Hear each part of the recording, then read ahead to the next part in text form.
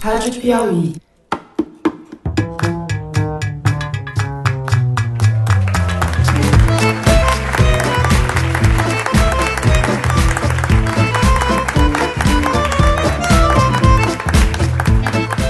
Bom dia, todo mundo. Sejam bem-vindos a essa edição ao vivo do Maria Vai com as Outras.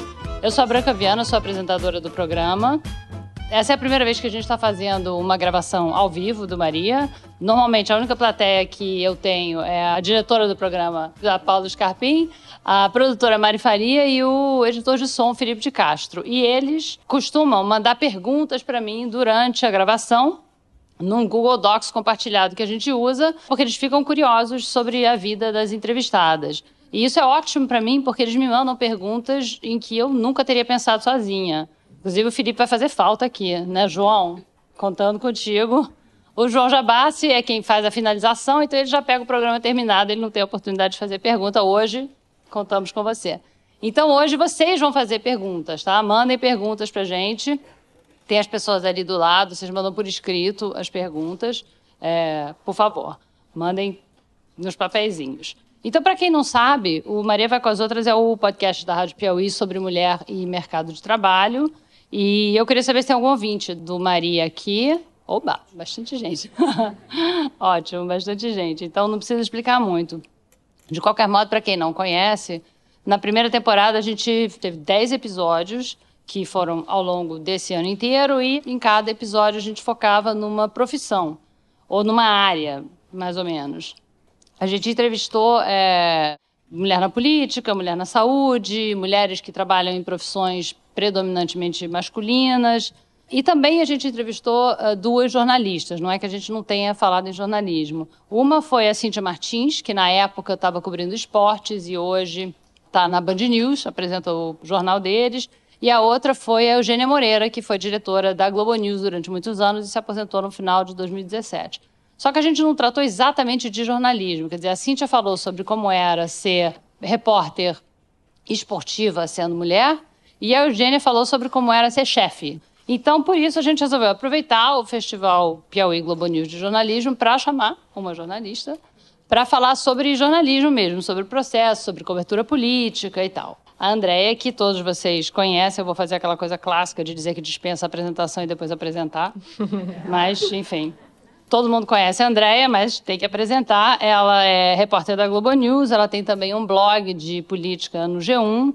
E antes disso, ela trabalhou no Estadão, na Folha e no IG. E também faz rádio, né? Então tem experiência em todas as mídias, apesar da pouca idade. Então eu queria começar agradecendo você por ter aceitado o nosso convite. Um prazer estar aqui com você. E saber se você sempre quis ser jornalista, porque você parece uma jornalista assim nata. Isso é uma coisa que você sempre quis? Você era daquelas que pequenininha tinha jornalzinho em casa, vendia para a família? Tua família é de jornalistas? Queria dizer primeiro, obrigada pelo convite, convite que a gente aceita pelos amigos, né? Porque cobaia total aqui, e que eles fizeram comigo o que a gente faz quando a gente vai entrevistar alguém, que é todo mundo sorrir antes da entrevista, daquele sorrisinho clássico. Mari, Paulinha ali, todo mundo, foi incrível. Branca também, claro. A gente é fofo. Sei. Fofo. Não, Branca, eu não queria ser jornalista, eu queria ter sido advogada. Mas a minha família é dividida entre advogados e médicos, e teve uma pressão muito grande na família para eu ser advogada. E aí eu sempre fui meio ovelha negra, assim, sempre fui meio rebelde, sempre discordava muito, família árabe, né, assim, de descendência árabe. Isso quer dizer o quê, família árabe? É mandona? É uma coisa meio bastante masculina, assim, um perfil mais bem pro masculino, assim, para não dizer outra coisa. Então teve uma pressão para eu seguir a carreira de direito, e eu falei, tá bom, eu vou fazer, e na hora de me matriculei em jornalismo. Sem contar para ninguém? Sem contar para ninguém, em história também. Mas eu não passei em história, passei em jornalismo. E na hora de me matricular, a minha mãe não pôde ir comigo, que foi sempre quem me deu um super suporte, assim. Sempre tive uma queda por mulheres muito fortes, assim. Você falou da Eugênia, é uma das mulheres importantes, fortes da minha vida, na carreira profissional. E a tua mãe é assim também? Minha mãe é assim também. E é muito engraçado, porque a minha mãe é meu exemplo total. E sempre na hora H, assim, ela estava trabalhando, eu não podia ir resolver alguma coisa para mim. Ela falava, não tenho como ir fazer a matrícula para você na PUC, aqui em São Paulo. E eu tive que ligar para o meu pai. Aí eu falei, pai, você vai ter que ir lá comigo, fazer a matrícula e tal. Por que eles tinham que ir? Porque eu não tinha o dinheiro, né? Então, pagar. Tinha que pagar as vezes. Eu passei e não tenho como pagar. Você vai ter que pagar pra mim. Aí E o que ela faz, a sua mãe? A minha mãe, ela é formada em letras. A minha mãe tá aposentada hoje. Mas a minha mãe, ela foi diretora de recursos humanos de laboratório, de análises clínicas aqui em São Paulo, muitos anos. Mas ela também de família árabe, a árabe raiz que eu brinco. Meu pai é árabe Nutella, eu falo. Porque a minha mãe, ela é descendente de iraquiano, meu avô é de... Os dois, eu não tenho meus avós de todos falecidos, só tenho a minha avó materna. A família da minha mãe é iraquiana, meu avô veio de Mossul. E então meu avô mal falava português, veio descascando batata do Iraque para o Brasil. No navio? No navio. E os meus avós paternos são libaneses e sírios, mas já brasileiros, já... Tudo bem se comer esfirra com ketchup, entendeu? O lado de lá, não. O lado da minha mãe não deixava. Não pode comer esfirra com ketchup. Não. Tua mãe fala árabe? Não fala. Meus avós falavam, né? Mas, tudo para te dizer que é uma família muito árabe, muito conservadora, assim, minha mãe foi criada para casar, Branca. Então, quando meus pais se separaram, e minha mãe foi trabalhar muito, assim, aos 36 anos, 37 anos, muito tarde, né? Assim, numa sociedade onde as pessoas começam mais cedo... Com 3 filhos para criar, ela é muito um exemplo, né? Assim, ela botou a gente... Ela muito mostrou que assim, o valor era o trabalho. Então, ela é muito um exemplo para mim. Assim. Então, quando eu pedi para o meu pai lá fazer a matrícula para mim, também foi uma coisa... Eu não acredito que eu vou ter que pedir para você fazer isso para mim, mas... Foi engraçado, assim. Então ela só foi trabalhar quando ela... Quer dizer, quando eles se separaram e ela precisou de dinheiro, ficou com os 3 filhos, precisou de dinheiro, aí ela foi correr atrás. E aí foi achar uma carreira e foi... Ela tinha o diploma, né? Aí ela também tinha os contatos, né? Sociedade árabe, meu avô, tal, não sei o quê. E começou de baixo e criou a gente, assim. E também tinha uma coisa muito de eu não ter... Eu pensava assim, eu não posso dar trabalho para minha mãe. Uma coisa muito de eu querer ser independente desde pequena, assim. Eu sou a filha do meio, tenho mais... 2 irmãos, ninguém jornalista, imagina, não tem essa coisa na minha família, assim. Minha irmã formou em hotelaria, meu irmão é formado em direito, ele é advogado, e meus irmãos são mais filhos dos meus pais, assim, uma coisa mais caseira mesmo. Minha avó falava, mais cidadã do mundo, assim, mas eu queria ter dinheiro para ser livre, sabe, assim, eu pensava, quanto eu preciso ter para ser independente, eu quero sair daqui, quero fazer outra coisa. E meus pais tinham uma coisa meio de vai sair de casa para casar. Eu falava, olha, não sei se vai rolar isso aí. Vamos ver, vamos pensar. E foi a primeira filha a casar também, igreja, tudo. Tipo, eu fiz tudo que ninguém achava que ia acontecer. Então... Mas saiu de casa antes de casar, né? Eu saí de casa antes de casar para ir para Brasília. E também, assim, avisando meus pais, Branca, assim, sem consultar. Meus pais... até quando tipo assim, mudei, tô em Brasília. Até quando eles contam essa história, eles fazem esse registro, assim...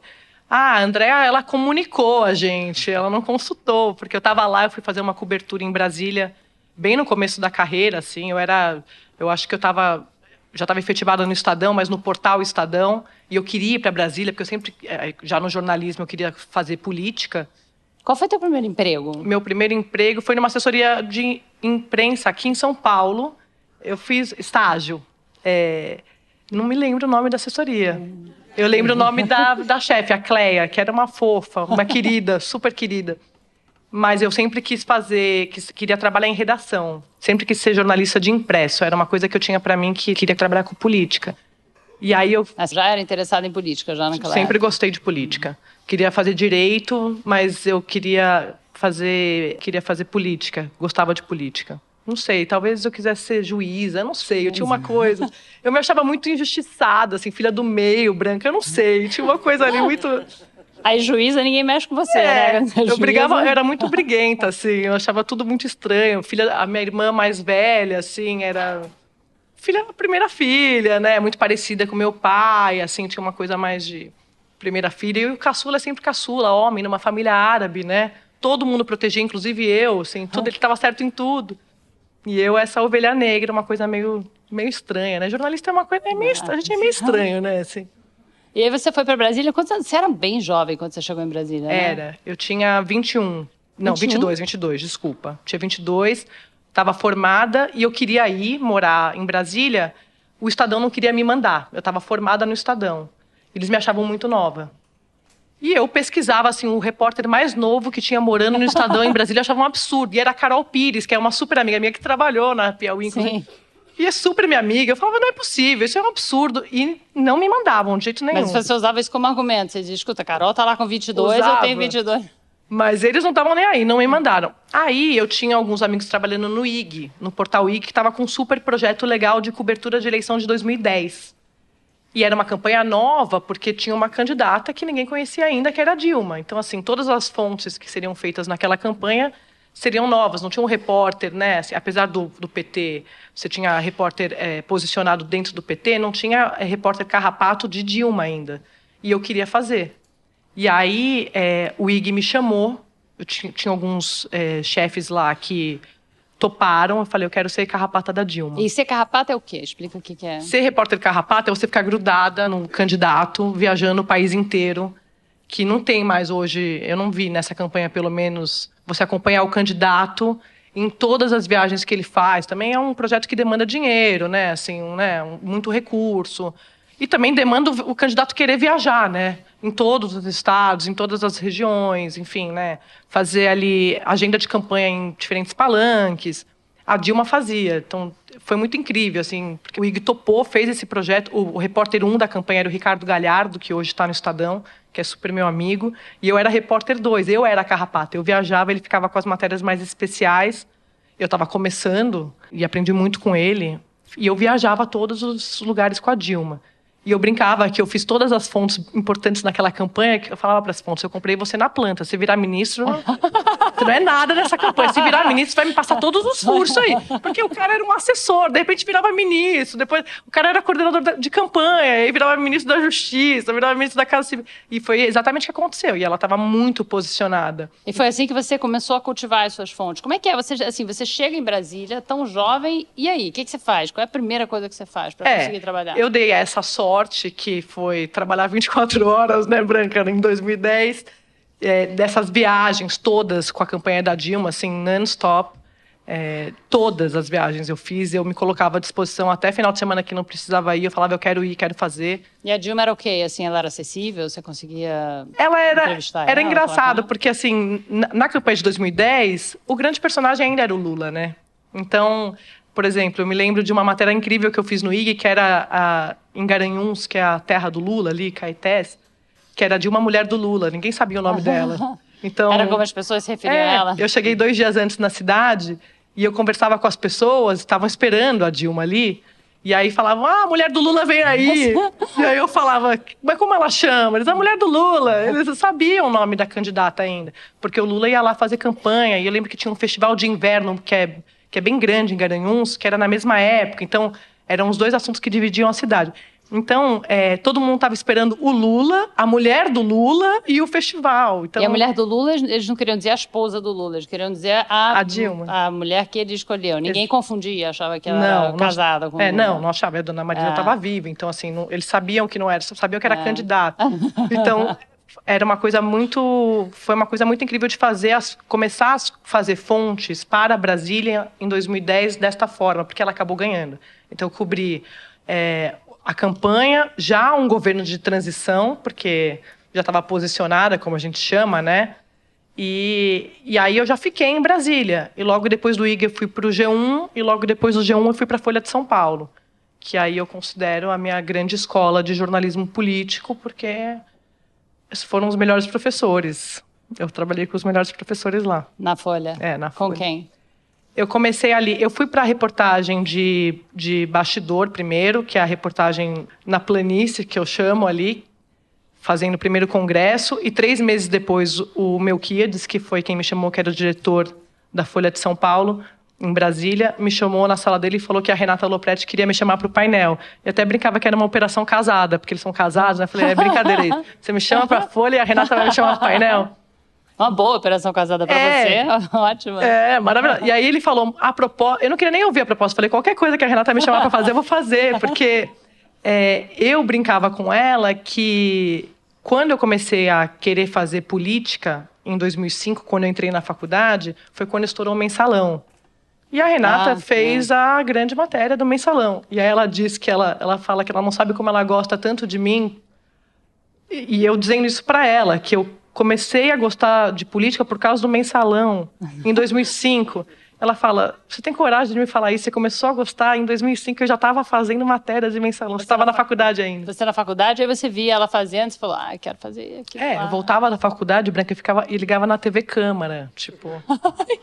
Eu operei apendicite no hospital, assim, minha mãe falava, não tem a menor condição, desliga essa televisão. Você estava com apendicite vendo a TV Câmara no hospital? Eu sou uma pessoa, eu não sou muito Eles normal. sabem disso, da TV Câmara? As editoras da Globo News, eles sabem que é verdade. Eles sabem. E me diz uma coisa, é diferente você ser repórter homem e repórter mulher cobrindo política em Brasília? Quer dizer, a relação com as fontes é diferente se você é um repórter homem ou uma repórter mulher?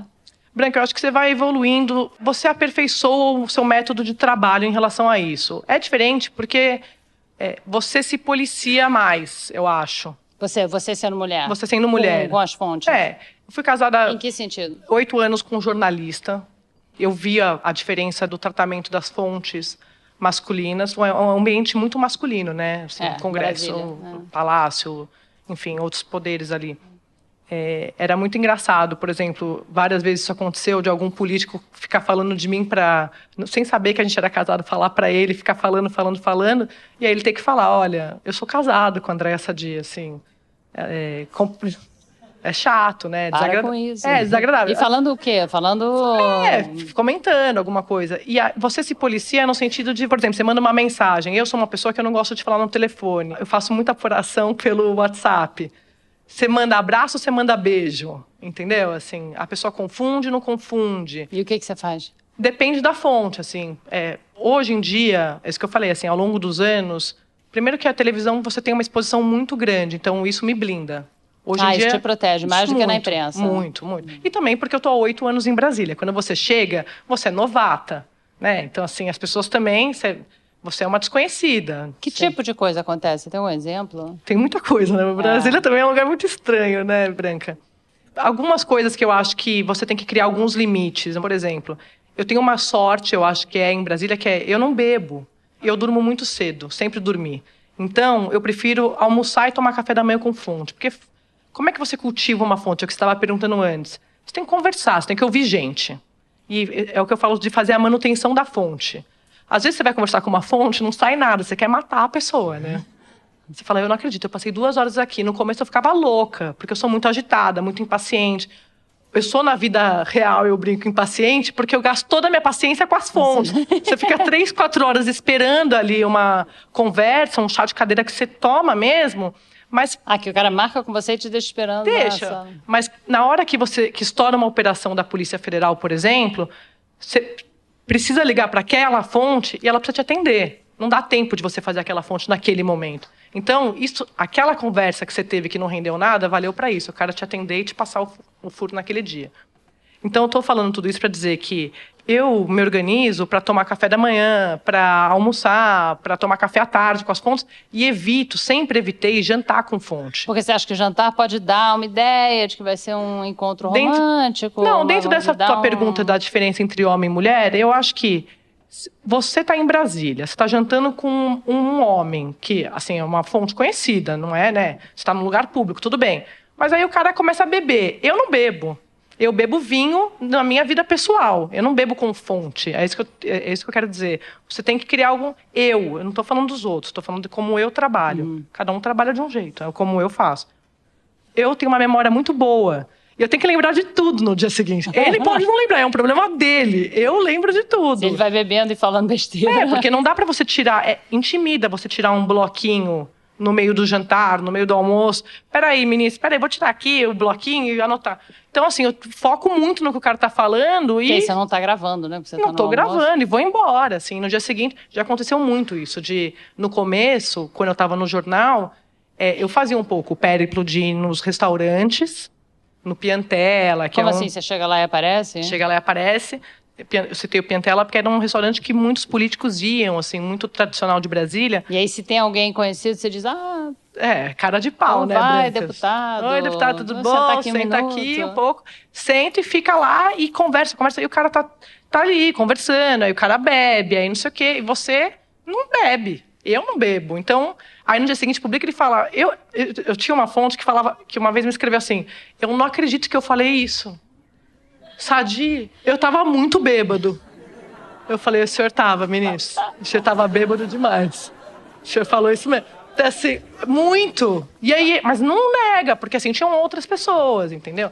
E um pouco de Brasília, eu brinco que você tropeça em fonte, Branca, que é muito bom. Você não acha o cara no Congresso, você circula nos restaurantes, você vai achar. Você vai. Então, assim, uma coisa que eu faço muito. Hoje em dia eu não faço mais tanto, mas fazia muito na Folha.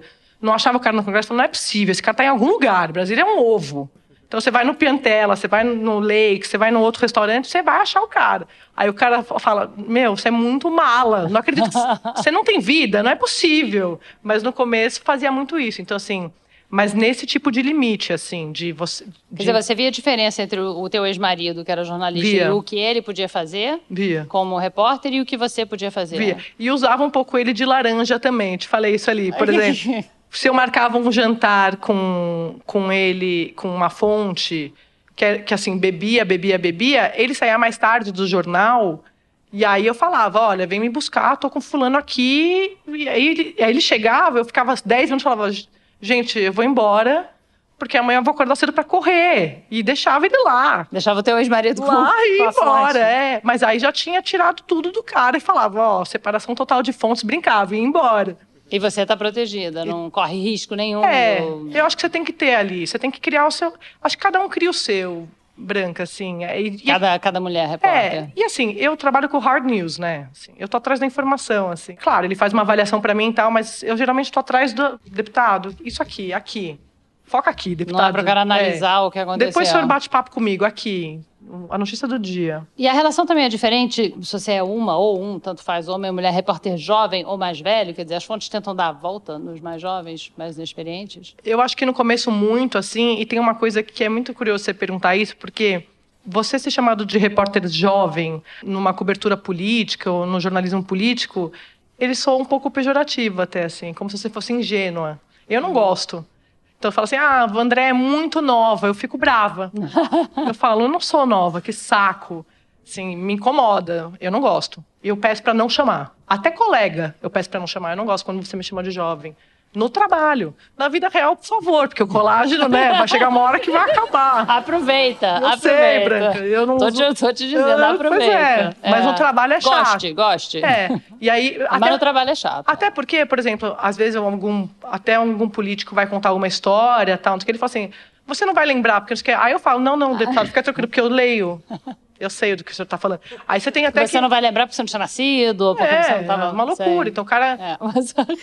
sim. A minha vontade de falar assim, não, o roubo é igual a 100 anos, fica tranquilo. Então, mas aí você fica brava. Aí o cara, você é brava. Não sou bravo, o senhor que é mal educado. Então tem um pouco isso, assim, eu não gosto quando faço. Então tem essa diferença, eu acho que sim. E quando você vai cultivando as fontes e muda o governo, muda de um governo para o outro, você tem que recomeçar tudo de novo ou tem, sei lá, um segundo escalão, um terceiro escalão, umas pessoas que estão sempre lá, que você pode sempre contar, ou começa do zero? Por exemplo... Ou agora, por exemplo, o governo Bolsonaro, que é tudo novo, tem um monte de militar... Como é que funciona? Isso que eu ia falar, assim... Eu tô desde 2010 em Brasília, então eu peguei um governo de continuidade, né? De 2010 para 2014. Aí, depois do impeachment, você tinha ali um governo do PMDB, do Temer, que tinha muita fonte. Que eu, na Folha, fiquei muito responsável pelo PMDB. Então, tinha muita fonte já do governo Temer. E no painel, porque eu falei que a Folha foi a minha melhor escola, porque na coluna painel, que foi onde eu trabalhei com a Renata, eu tive a oportunidade e o privilégio de cobrir os 3 poderes, Branca, que muito repórter nunca vai conseguir fazer em Brasília, porque não vai ter essa oportunidade. Porque no painel você é obrigado a cobrir. Quem fez painel sabe disso. Porque você tem que ter informação de tudo. Porque a coluna painel, explica o que é a coluna painel. A coluna painel, ela cobre os bastidores dos 3 poderes. E é o inédito e exclusivo do dia, que é a coisa mais difícil que tem. Ainda mais hoje em dia, eu acho muito difícil, porque tem online, né? Que, assim, você morre com a informação na mão durante o dia. Eu vejo isso. Porque é publicado no impresso, né? Assim, eu acho muito complicado. Na minha época, aí eu já tô ficando mais velha. Né? Na minha época era um pouco mais fácil. Hoje em dia você tem um Abre. O Abre é a principal nota do dia ali no painel. Você sai no online, você perdeu a nota do dia. É uma loucura. Você tem que recomeçar ali do zero, 7 horas da noite, perto do fechamento.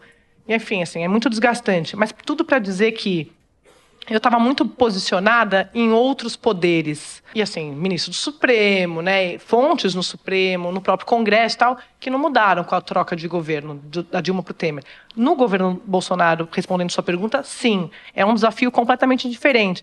E o que é muito interessante, até estava comentando ontem, acho que com a Consuelo, com a Dorit, que eu estou acostumada a cobrir partido, né? Assim, quem é amigo de quem dentro do PT, do PSDB, do DEM. Eu sei quem é inimigo de quem, adversário de quem dentro dos partidos. Eu não sei quem é adversário de quem dentro do Exército. Se o cara da cavalaria é amigo do cara da artilharia. Então eu tenho que sentar. Eu sento com os generais hoje e falo assim: eu não sei, o senhor vai ter que me explicar, não faço a menor ideia. Então, assim, eles sentam, explicam. É um mundo totalmente novo para mim, que nunca cobri Forças Armadas.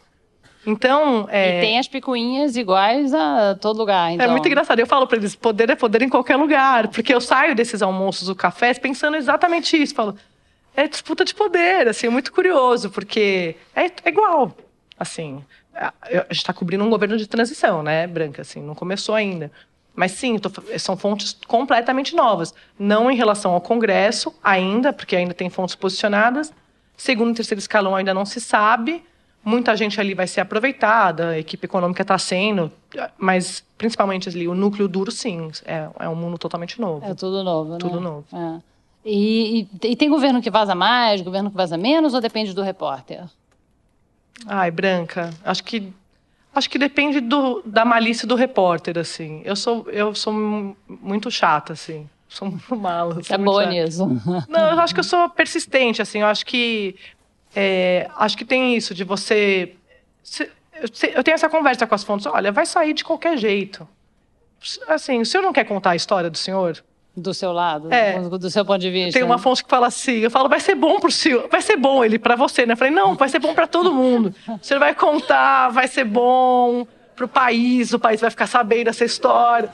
Aí eu começo a rir, porque, claro, né, o cara não quer contar, mas assim... Isso cola? Às vezes, assim, entrevista cola menos. Mas, por exemplo, tá numa crise, e o cara é muito sua fonte, fala, olha, eu não vou te sacanear, você me conhece há muitos anos, eu vou contar exatamente o que você me contar. Assim, eu só tenho a minha palavra, Branca, é o que eu falo. Tipo, você sabe, o que você me falar vai sair exatamente a aspa que você tá me contando. Como é que você faz para combinar o off com as fontes? É o que eu falo, assim, acordo você cumpre. Antes de você começar a conversa?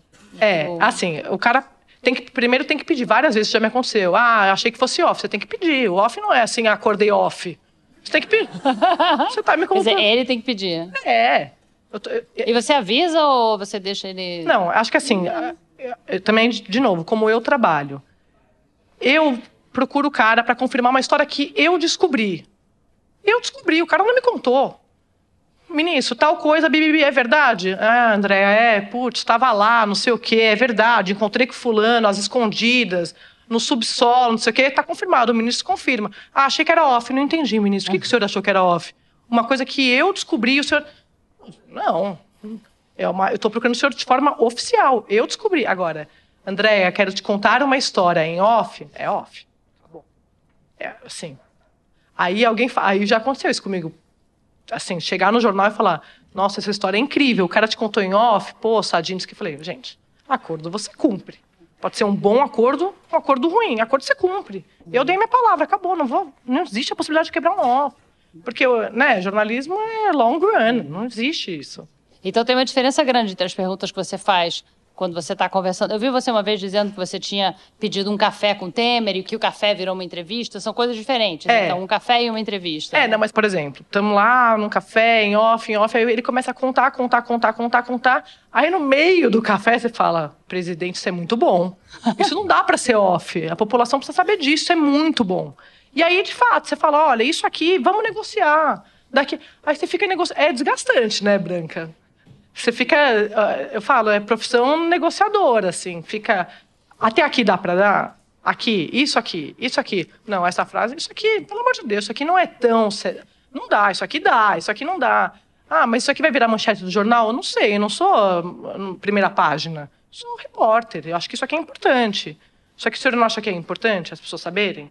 O senhor vai... Imagina se alguém der essa frase depois, o senhor vai ficar bravo, porque o senhor foi a primeira pessoa a falar. Ele tá em off, depois vai falar, alguém roubou a minha frase, não sei o quê. É complicado. Isso é um bom argumento. Tem que ser criativo. Pega pela vaidade do cara, que quer ser o primeiro. Mas isso aí é o que mais tem, né? O político vaidoso, não tem muito. E já teve alguma vez alguém ligar pra emissora ou pra direção e reclamar de alguma coisa que você falou ao vivo? Nunca chegou em mim. Nunca chegou em você? Deve ter, Branca, assim... jornalismo é tudo que ninguém quer que seja publicado, né? Aquilo que a gente sabe. Você diz, demite aquela mulher. É isso, assim, no governo Temer, eles ficavam muito bravos com as reportagens e os vivos que eu fazia sobre os encontros fora da agenda do Temer. Assim, a agenda de presidente é pública. Quer ter encontro privado? Vai para a vida privada. Não dá para o presidente da República se encontrar com o diretor da Polícia Federal fora da agenda. Na semana que ele tem um inquérito da Polícia Federal para ser entregue, ser finalizado. Assim, pra mim isso é notícia, entendeu? Assim, não dá pra reclamar disso. E eles reclamam assim mesmo? Reclamava pra mim. Mas reclama numa boa, assim. Você tá pegando no pé com a agenda secreta do presidente. Como se fosse uma coisa de pegar no pé. O presidente tem agenda secreta. Mas, gente, é presidente da República, no Palácio do Planalto, assim, não tem... Ou mesmo no Palácio da Alvorada. Pra mim aquilo era notícia. E a gente é jornalista, você tá fazendo jornalista, não tá fazendo fofoca. Você fez impresso, né? Como a gente viu, que você disse que é bem diferente, menos exposição, né? As pessoas também te conhecem menos, o tipo de trabalho é diferente. Você fez online e tudo. E quando você foi pra Globo, como é que foi o teu primeiro ao vivo? Alguém te ensinou ou foi... Diz, vai lá, toma lá, o microfone tá aqui. É Eugênia, né? Coisas de Eugênia, né? Branca, eu suava tanto, eu tava tão nervosa, eu chorei tanto. Mas o quê? A Eugênia pegou e falou, vai? Não, foi assim, eu tava na Folha e fazia algumas vezes o programa da Cris Lobo, Fatos e Versões gravado. E aí a Eugênia tinha essa ideia de eu ir pra Globo News, queria que eu fizesse o trabalho que eu fazia na Folha na televisão. Eu falava, isso nunca vai dar certo, imagina, bastidor ao vivo. Por quê? Porque era ao vivo, eu não sabia nem segurar um microfone, assim, eu não sabia nem... Quando as pessoas falavam a canopla, eu fazia cara de inteligente saber o que estavam falando, a canopla do microfone que tinha o logo da Globo News, eu não sabia... Aquela coisinha quadradinha, a canopla. E eu falava, claro, a canopla, e fingia que estava entendendo, mas não estava. Aí alguma hora cai a ficha. As meninas sabem disso, as editoras ali. E aí, quando eu entrei na Globo News, no primeiro dia, o Pedro Godoy, que é o chefe da Globo News em Brasília, falou, muito legal, bem-vinda, tal, seu primeiro vivo é tal lugar, no Palácio do Planalto. Falei, no mesmo dia? No dia. Eu falei, quê? Não, Pedro, eu não sei, vivo? Não vou fazer um vivo, não sei, como assim ao vivo? Ele falou, não, vivo. Eu falei, não, Pedro, eu não vou fazer, não sei fazer, assim, não quero minha mãe, eu não sei, gente, tô desesperado. Aí ele falou, não, você vai fazer. Aí eu fui para o Palácio do Planalto, e era uma externa, Branca, assim, que é o pior, porque, assim, vento, né, você tem mãe natureza, né, pode chover, pode tudo, assim, e eu falei, gente, só me falta essa. E estava um sol, e eu suava de verdade, assim, e camisa social. De nervoso.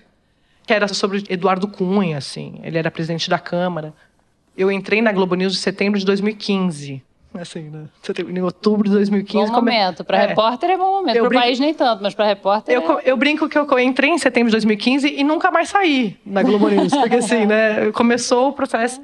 E eu lembro que eu comecei a falar e quando acabou, minha mão tremia. Quando eu saí do ar, eu lembro que eu estava suando muito, muito, muito. E o Paulo, meu ex-marido, me ligou e falou, e aí? Eu falei... Eu juro, eu acho que eu tive um AVC no ar. Eu tô viva? Eu não sei, assim, tipo... Eu acho que eu morri, eu não sei. E aí, eu lembro que a Marina Francischini, que é uma repórter muito amiga minha da Globo News, falou... Eu falei pra ela... Quando o seu coração para de disparar no ar, no ao vivo? Ela falou... Daqui a 15 dias. E ela tá há 15 anos, eu acho que na TV Globo. E aí eu lembro que no 12º dia eu ficava contando. Não, hoje ainda não parou. Aí no 12º dia, eu falei, tô bem, tô tranquila. E é verdade, leva só 15 dias. E aí eu falei... Importante pra vocês saberem aí. Quem quiser fazer e não faz porque tem medo, 15 dias. Não, mas posso falar agora falando... Mas pra falar uma coisa. Todos os dias até hoje. E o meu coração dispara antes de entrar ao vivo. Não tem como. Mas deve ser bom, dá uma adrenalina que te deixa focada. Branca, quando eu não tenho um ataque cardíaco... Eu falo o seguinte, eu sou a repórter mais insegura que você vai conhecer. Jura? Repórter tem que ser inseguro. Tem que ser. Em que sentido? Inseguro, você tem que checar, rechecar. Eu morro de medo, porque assim, Se a informação tiver... Eu não acredito... Eu acho incrível o repórter muito seguro. Eu falo, gente, esse cara deve ser muito bom. Porque eu fico muito... Eu tenho uma fonte que fala, se você me perguntar de novo, eu não olho mais na sua cara.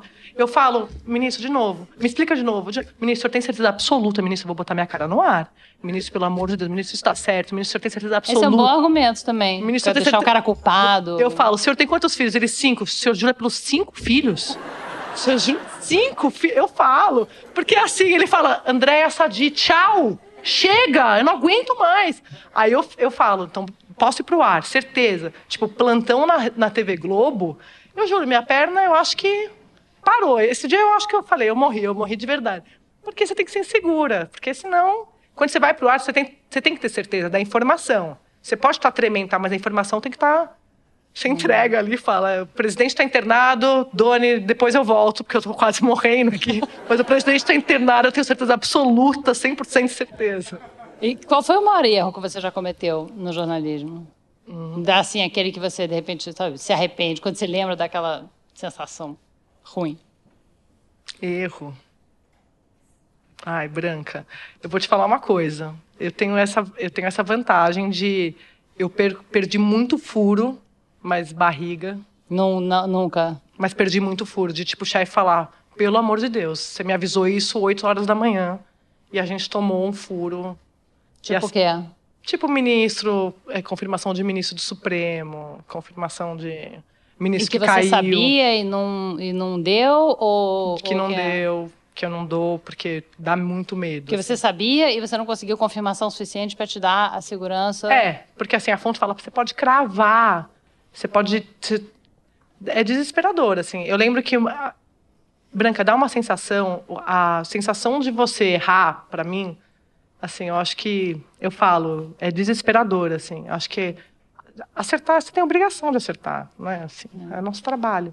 Mas errar acabou tudo. Acabou teu nome, acabou tua credibilidade, acabou... Eu falo, claro, as pessoas falam assim... furo ou doce de leite? O que você prefere? Eu falei, acho que furo, assim. Furo ou não sei o quê. Eu falo, furo. A sensação é muito boa. Mas errar, assim, te dá uma coisa. Mas perder furo também. Eu fico muito mal. Eu fico o dia inteiro mal. Os amigos falarem, não é possível. Eu falo, tô arrasada, gente. Não fala comigo hoje. Tô mal. Tô acabada. Aqui trabalhei o dia inteiro e perdi o furo. Mas melhor do que errar, assim. A gente já tem uma pergunta aqui. Do Rodrigo Alves, do Vida de Jornalista. Do podcast Vida de Jornalista. É bom seu podcast. Quem não conhece, os jornalistas jovens aqui, é um podcast bem legal. E ele diz o seguinte, nessa polarização maluca do país, o quanto você consegue se relacionar com o público nas redes sociais? E se você já passou por situações chatas no Twitter ou no Instagram? E eu queria completar, perguntando também se tem diferença entre ser mulher e homem em rede social, que a gente entrevistou aqui a Cíntia Martins, né, como eu falei. E ela disse que, quando ela foi trabalhar na televisão, pediram para ela abrir o Instagram dela, que era fechado. E ela ficou meio assim, mas abriu. E aí começou a se relacionar mais no Twitter e no Instagram com o público. E ela disse que tem um lado super bom para ela.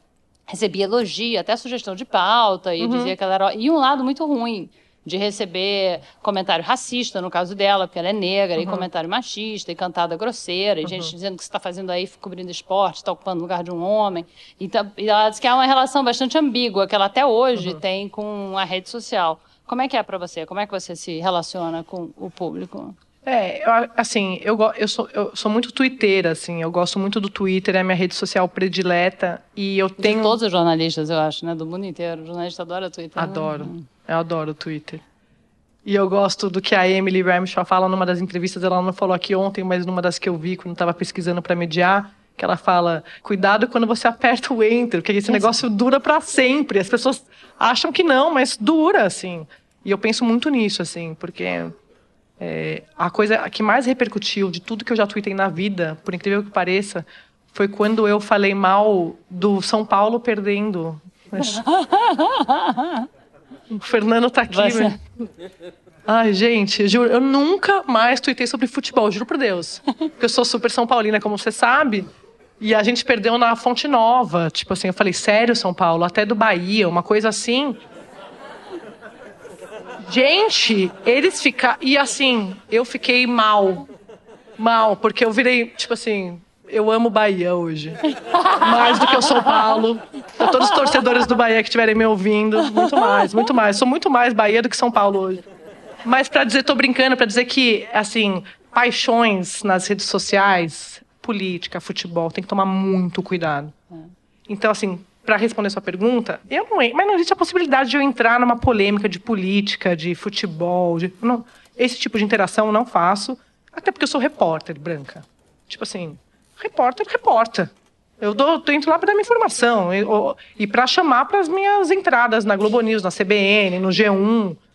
Enfim, assim, sobre o Insta, de fato, engraçado você falar isso, muita cobrança para abrir o meu Insta pessoal. Só que no meu Insta pessoal tem minha família, assim, tipo, gente, eu não sou artista, eu sou jornalista, entendeu?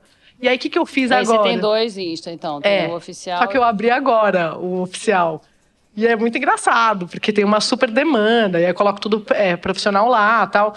Mas aí tinha uma coisa de achar que a Sadi não abre o Insta pessoal dela, tal. Não é que eu não abro, é porque é pessoal. Assim, quer dizer, as pessoas querem ver o seu domingo, o seu... Mas tem essa confusão, né? Assim, não tem jeito. Você tá na televisão, as pessoas confundem. Só que é isso. Jornalista, pra mim, não é artista. Jornalista é jornalista. Mas você meio que virou celebridade, né? Não, Branca. Não. Sim. Não, você assim, pode não gostar, tudo certo, ótimo. Você pode não gostar, assim, mas enfim, é a tua revelia. Não é que você buscou virar celebridade, mas virou, né? E você, quando estava preparando essa entrevista, eu vi muito você ser chamada de a musa da Globo, a musa da Globo News. Isso te incomoda? É um elogio ou isso te incomoda? É que eu acho muito engraçado, porque tem uma... Eu não sei, eu sou muito assim... Eu tô olhando para as meninas, porque elas reclamam muito, assim...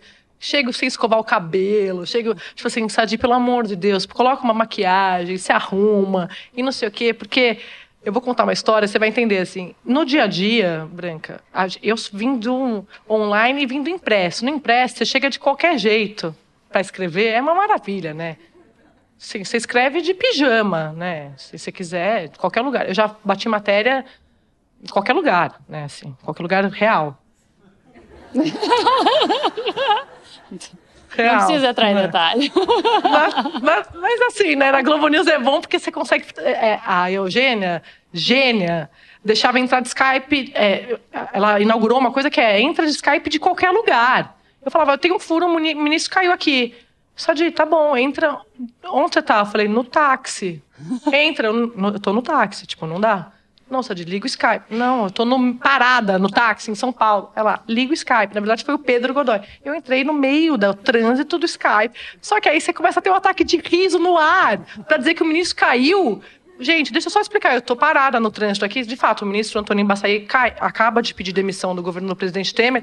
Eu tô parada no trânsito aqui, mas a notícia se impõe. Enfim, você explica. E você fala isso no ar? Falei no ar, fala no ar. Porque a pessoa tá vendo, Branca. Então, tá vendo que é Skype, sem dúvida, né? Tá vendo que você não tá lá bonitinha com cinegrafia. E é muito engraçado. Até eu lembro quando eu dei uma entrevista no Altas Horas, do Serginho. Ele botou esta cena, porque ele falou, como é isso? Você explica pro taxista? Sim, porque você tem que negociar com o taxista. Porque eu lembro que ele chamava Anderson, esse taxista. Eu falava... Ele estava escutando Raça Negra, eu lembro. E estava muito alta a música. Eu falei, Anderson, é o seguinte... Diminui o som aí. É o seguinte, eu vou entrar ao vivo do seu táxi. Ele, agora? Eu falei, agora. Aí ele, por quê? Aí eu expliquei, porque a notícia veio no meu zap. Minha fonte falou, o ministro pediu demissão. Eu falei, posso cravar? Ele falou, pode. E eu mandei pro blog. E aí ele falou assim... Aí quando eu mandei pro blog, a Globo News me ligou. Falou, a gente quer. Eu falei, mas tô no táxi, aconteceu isso. Aí eu falei, Anderson, diminui o som. Aí ele falou, mas posso contar pros meus amigos? Eu falei, depois do vivo, mas se você fizer um pio, eu tô demitida. Porque imagina você começa a me zoar no ar. Não dá. É ao vivo, real, oficial. Ele falou, tá bom. Gente, ele tava no corredor, só que tava parado. Ele tava numa felicidade. E aí, eu botei o celular na cabeça, atrás, assim, do banco dele, só que eu conseguia vê-lo pelo retrovisor, ele sorrindo, assim. E eu falando no Embaçaí, quando desligou ele, agora você vai fazer um vídeo comigo pros meus amigos. E ele fez, alô, rapaziada, pros amigos. Então, assim, é maravilhoso, entendeu? Então, assim, a Globo News tem essa coisa. Mas eu tô contando tudo isso. Quer dizer, isso é uma flexibilidade que a Globo News te dá ou que você toma? A Globo News permitiu. Permite. Isso. É muito incrível. Então, eu tô te falando tudo isso para dizer que ela também te aproxima, ela te humaniza. Então, acho que as pessoas se aproximaram da persona, né? Cria um pouco. Ah, Andréa, jornalista, isso que você fala, assim. Eu não tenho... Nesse dia, eu lembro que a última coisa que eu pensei foi na maquiagem. Até que quando acabou, uma amiga mandou assim... Amiga, não dá. Tipo assim, precisa passar uma make. Um blushzinho no táxi. Legal, a notícia, o furo e tal. Porque ela não é jornalista, mas ela estava assistindo. Mas é engraçado, porque das minhas amigas de escola, assim, eu sempre fui a menos vaidosa e tal. E elas falam, é um absurdo você virar tutorial de maquiagem. Você não entende nada de maquiagem. Você odeia maquiagem. Porque você virou tutorial de maquiagem? E aí elas me mandam, porque elas leem todo. Como assim você virou tutorial de maquiagem? Porque eu sempre pintei o olho, por ser árabe, eu gosto. Mas elas falam, você borra tudo. Tipo, você não sabe fazer. Amiga, a gente vai te ensinar. Assiste uns YouTubinhos. Então não te incomoda, cadê? Essa coisa de musa e tal não te incomoda? Assim, Branca, eu acho assim, eu trabalhei mais pra não ser isso. Eu acho que no começo da carreira me dava muita aflição pensar que eu poderia enveredar por este caminho a minha revelia. Quando eu era muito jovem é ótimo, né? Você vai me matar, mas quando eu era adolescente eu tive muito problema de peso. Então, na escola tal, sempre fui muito gordinha, então nunca me enxerguei. Tinha essa como bonita. E esse negócio da minha mãe de não dar trabalho ia muito no lugar de eu tenho que ser muito inteligente, tenho que, sei lá, buscar meu caminho profissional e tenho que dar orgulho neste lugar e beleza não põe mesa e beleza, que legal, legal, todo mundo quer estar bem, mas, enfim, eu não, sei lá, eu não queria ser reconhecida por isso. E tudo bem, eu respeito, mas é uma coisa que... Uma coisa que você aguenta, mas não e assim, e não é uma questão pra mim, assim, só não gosto quando é só isso, entendeu? Eu gosto quando as pessoas... Eu entro no elevador, eu brinco que eu passo tanto tempo fora que quando eu volto... Eu mudei de casa em Brasília e um dia o porteiro falou... Oi, eu falei, eu moro aqui. Ele olhou e falou... é a jornalista, né? Porque, assim, eu sou jornalista. Eu sou repórter, tipo assim, depois todo o resto, então tudo bem. E tem uma pergunta aqui sobre isso, uma pergunta anônima. Eita. Pergunta anônima, a gente sempre... Enfim, tá aqui, vou fazer. Dizendo o seguinte, você é muito bonita. Até que ponto você acha que isso te ajudou a se destacar na televisão? É que eu não acho que eu me destaquei na televisão. Eu acho que eu comecei em outros lugares. Assim, tem uma coisa muito de... Até estava falando ontem com a Consuelo e com a Dorit também. A televisão, ela te dá uma visibilidade muito grande. Não tem como. Porque, enfim, né? Televisão. E tem gente que acha que você começou na televisão. Isso que é muito louco. Mas as minhas matérias mais legais e mais relevantes que eu considero, eu fiz na Folha, eu fiz no IG. Eu fiz a matéria que eu mais gostei de fazer na vida, eu acho que foi a matéria do cabelo do Renan, do implante do Renan. Que ele pegou um voo da FAB para implantar cabelo. Eu fiz na Folha de São Paulo, tipo... E é a matéria que mais se comentou no ano inteiro. Você também... não quer fazer uma sobre o cabelo do Fux? Eu adoraria saber o segredo daquele cabelo. E outras matérias também. A primeira matéria de político na Lava Jato, do André Vargas, também. Eu tenho uma fixação por aviões, que ele também pegou o avião do Alberto Youssef para ir passar férias. Foi o primeiro político. Ele era vice-presidente da Câmara, e ele caiu da vice-presidência da Câmara por causa disso. Também fiz na Folha, várias matérias importantes que eu fiz na Folha de São Paulo. Claro, depois na TV Globo, toda essa cobertura do Temer que eu contei, os encontros secretos, a gente fez uma super cobertura no ano passado, ou esse ano, já não sei mais, 2018, 2017, estou perdida. E das eleições, eu acho que isso é irrelevante, assim, sinceramente. Anônimo é irrelevante. Bom, outra anônima. É correr elegante. Correr elegante aqui. Mas eu namoro, tá? No jornalismo norte-americano, é comum que ouvintes ou telespectadores reclamem de repórteres mulheres. Aliás, não é só no norte-americano, não, porque quando eu entrevistei a Eugênia Moreira, ela disse que a Globo tem um número de telefone, um número mesmo, que a pessoa tem que pegar e discar, e as pessoas vão lá na internet, acham esse número e ligam para dizer, escuta aqui, essa mulher cortou a franja, tá medonha. Não pode estar essa mulher na minha televisão com esse cabelo. Ela tá sem maquiagem. Mas que roupa era essa? Olha a calça. Entendeu? Tá gorda. E ela disse, a Eugênia falou que ela nunca ouviu ninguém pegar o telefone para reclamar de aparência de homem. E não é que eles sejam todos lindos, né? Vamos combinar que não. Que não é assim, né? Então, não é só Aqui está dizendo nos Estados Unidos, mas não é. Isso a gente sabe de fonte segura, cravada, que não é. Então, dizem que reclamam das repórteres mulheres, especialmente as mais jovens, porque percebem que elas seriam menos visíveis.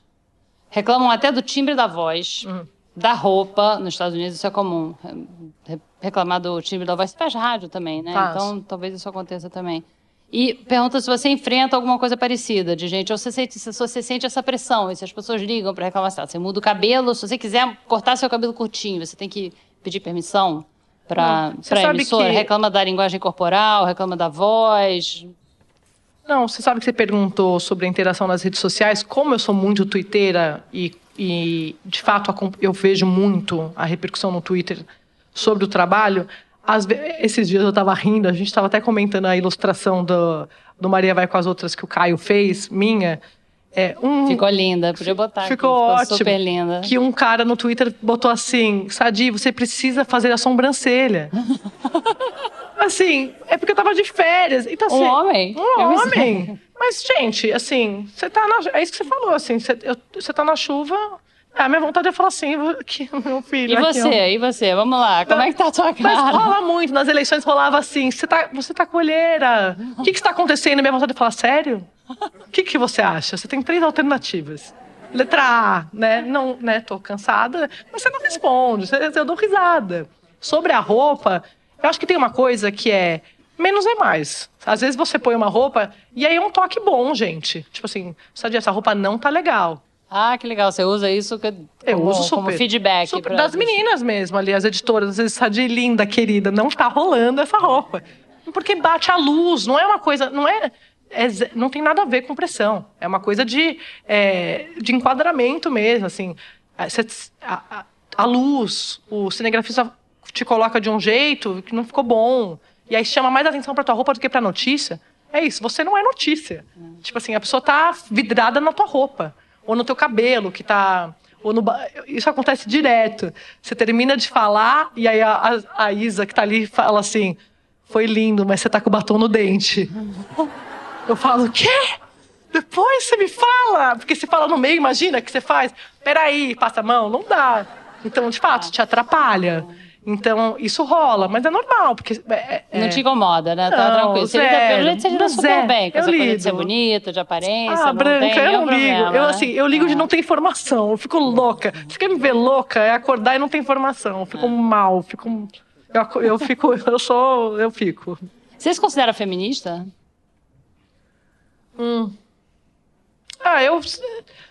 Assim, discorra sobre. Pergunta mais. Pergunta simplérrima. Não, assim, assim... Ou assim, o que é feminismo pra você, então? Acho assim, você tem que... Eu brincava com a Eugênia, que empoderamento pra mim... eu me sinto empoderada no fim do dia em poder trabalhar do jeito que eu trabalho. Assim, eu gosto de ter o meu lugar ao sol. Eu gosto de ter batalhado por... Assim, não ter...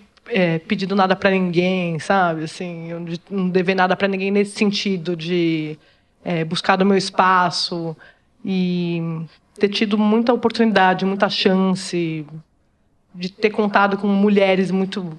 É isso que eu te falei, assim, toda a minha carreira, a minha vida inteira, eu passei por mulheres muito especiais e muito empoderadas também, do meu ponto de vista. Minha mãe na vida pessoal, aí Renata e Vera Magalhães, também foi minha chefe na Folha de São Paulo, a Eugênia depois, todas as minhas amigas têm personalidade muito forte, todo mundo que conhece fala, gente, imagina casar com vocês, meu Deus, são muito fortes. Assim, então... E faz diferença se o chefe é homem ou mulher, você acha? Você que teve a Eugênia, a Renata, todas essas chefes mulheres?